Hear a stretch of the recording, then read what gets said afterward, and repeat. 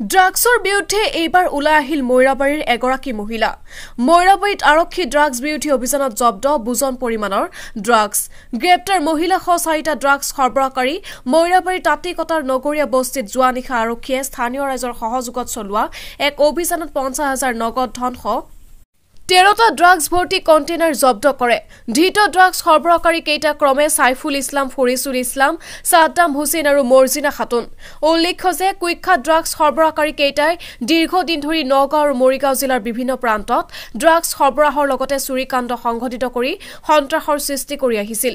যোৱা নিশা সাইফুল ইছলাম, ফৰিছুল ইছলাম আৰু সাদ্দাম হুছেইনক ৰাইজে কৰায়ত্ব কৰি আৰক্ষীক গতাই দিয়াৰ পিছত আজি অঞ্চলটোৰ মহিলাসকলে কুখ্যাত ড্ৰাগছ ব্যৱসায়ী এগৰাকীক আৰক্ষীৰ হাতত সমজাই দিয়ে।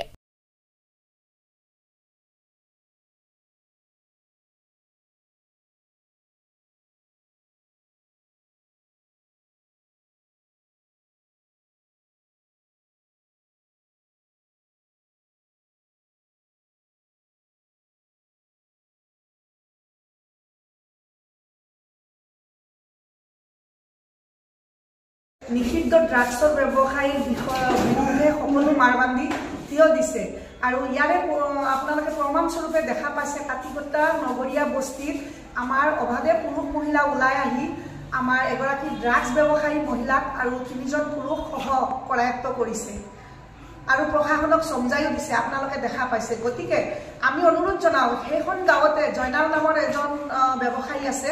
তেওঁ বৃহৎ অঞ্চলটোকে সামৰি তেওঁ সকলো পুৰুষ মহিলাক এই নিষিদ্ধ ড্ৰাগছৰ ব্যৱসায়টো কৰাই আছে।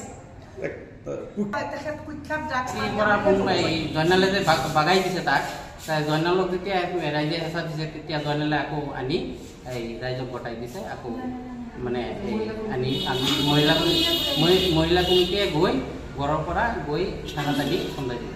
এই মানুহজনী কি মানে ড্ৰাগছৰ লগত জড়িত? মহিলাগৰাকী ড্ৰাগছৰ লগত আমাৰ অৰিয়ষ্টৰ মহিলাখিনি গোটেই মহিলাখিনি জাগ্ৰত হৈ আমাৰ যিটো ড্ৰাগছ নিবাৰণী কমিটি আছে তাতে গাঁওখনত তেখেতসকলৰ সহযোগত একেলগে সকলোৱে মহিলাগৰাকীক ঘৰৰ পৰা কৰায়ত্ব কৰি আনিছে। মৈৰাবাৰীৰ পৰা ইছমাইল হুছেইনৰ ৰিপৰ্ট, ডেইলি 24।